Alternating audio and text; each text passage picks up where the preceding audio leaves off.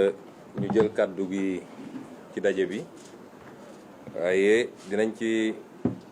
ndigalu président Khalifa Babacar Sall ak conférence des leaders nañ ci sànni ay baat yu gàtt di wax sénégalais yi ni woote gi ñu woote la ci jubluwaay bu njëkk mooy waxtaan ak sénégalais yi ndax président Khalifa Sall wax na ko léegi bi ñu defee seen forfaiture ba léegi déggu leen conférence des leaders Yewwi Askan Wi addu ci boobu ba léegi ñi ngi waxtaan ña ngay apprécier li nga xam ne moo juddoo ci waxtaan googu la ñu am yéene ëllëg partager ak Sénégalais yi loolu di objectif bu njëkk te jàpp naa ni objectif bu am solo la fas yéene waxtaan ak Sénégalais it ci li nga xam ne mooy jafe-jafe yu réew mi tollu te mun naa ne jafe-jafe yooyu daanaka fukki at yu wees dara dañu ci day yokk rek waaye wàññeekuwul moo xam li jëm ci dund bi ndax barki démb rek ni ko honorable député Aïda Mbodj di waxee bés bi mu defee forfaiture am ci suñu liste defe naa mooy samedi ci suba bés boobu ci 10 heures la yokk njëgu carburant bi essence bi te yokkute googu ci kanam lay jëm loolu yëpp nañ ci waxtaan nag ëllëg bëgguma ci dugg ci détails yi dinañ waxtaan ci situation wu droit yi ak liberté yi ndax képp koo xam ne nga d'accord ak Macky Sall moo xam ci léppam wala ci lenn ci ni muy doxalee da nga xam ni cible nga ci Macky Sall Cheikh Omar Diagne mi mu jàpp ci ay caaxaan yu kenn xamul ne ko rëpp ci kaso bi symbole la ci ndax ñëpp ñi taxaw ne d'accord ñoo moom ci agenda LGBT bi nañu xam ni tey ñi ngi ci viseuram moom ak ñi ko ngemb ci bitim réew noonu la nekkee ci beneen ak beneen gis ngeen ni ku fi nekkoon activiste ci juróomi at yi weesu fexe nañ ba am luñ la tiiñal pour mun la créer dossier kon bu nit ñi jàpp ni acteur politique yi rek la concerné c'est-à-dire démocratie la Macky Sall bëgg a faagagal ci réew mi ci ban anam parce que suñuy wax dictature nit ñi dañuy gis image yu yenn réew yi nga xam ne parti politique amu fa char de combat yaa ngi fi ku génn wax dara ñu duma la tëj la déedéet loolu mooy dictature bu flagrante bu gën a boo xam ne dafa fës mais dictature bëri na ay xeet fekk fu réew mi fu mu tolloon ci démocratie te ay conquête ak ay xeex ñoo ko andi ba foofu nga delloo ko gannaaw ba tey sénégalais bu nekk na laaj boppam lan mooy différence situation bi ñu dund tey ak situation bi ñu doon xeex 2011 sénégalais yëpp tiit fi mu toll nii ni ñu tiitee woon 2011 noonu la ñu tiitee loolu rek wane na recul am na te fu recul démocratie am rek avancée dictature am na fi parce que ñaar yooyu nii la fu démocratie delloo gannaaw dictature def na pas fu démocratie demee kanam dictature dellu na gannaaw kon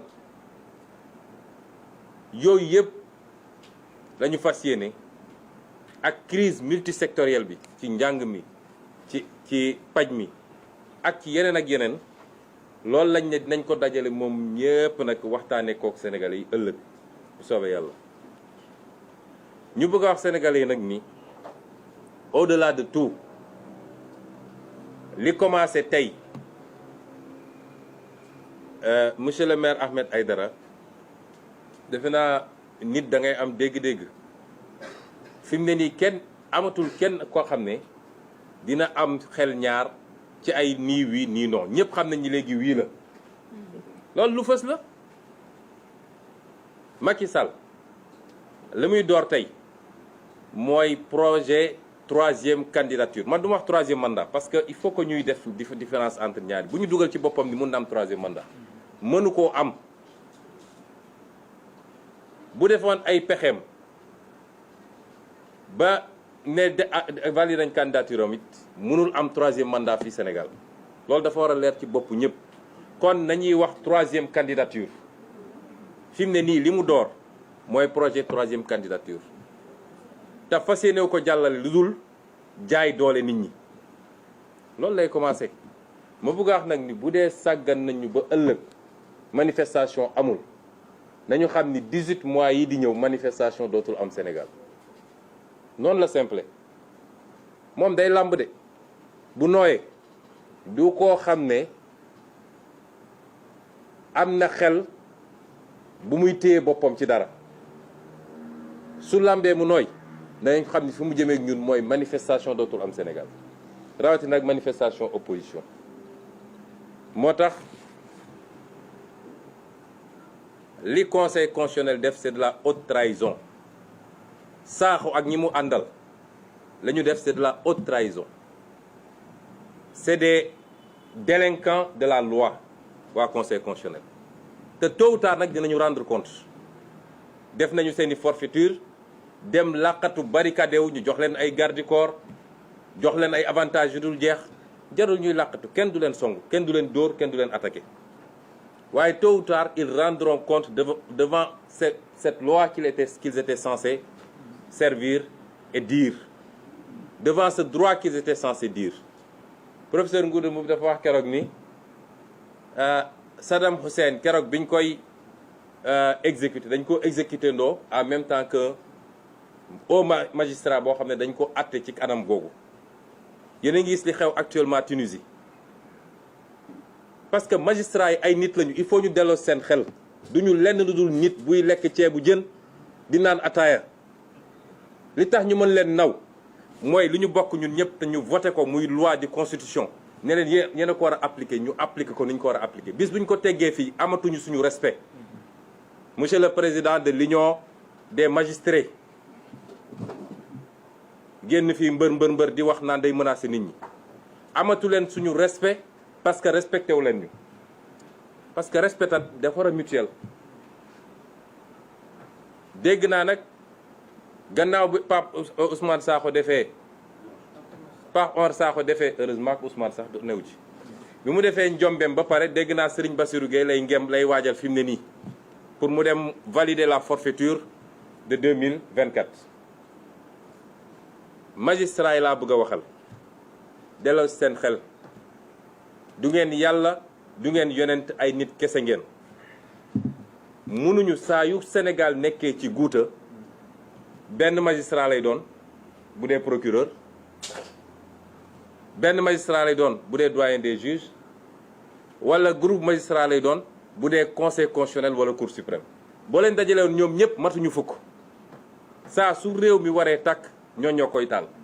est-ce que loolu mën nañ ko continuer nangu au nom de quoi des avantages yi leen Macky Sall di jox ñu wax leen ko nag c'est pas une menace c'est une promesse tôt ou tard ils rendront compte de ces forfaitures ñiy wax sénégalais nag nii gis nga ñun nitu jàmm lañu nitu jàmm mooy doxale ni ñu doxale ñu tooñ la ba ñëpp àdduna yëpp gis ni tooñ nañ la mu ne fang nga ne sànniwuma xeer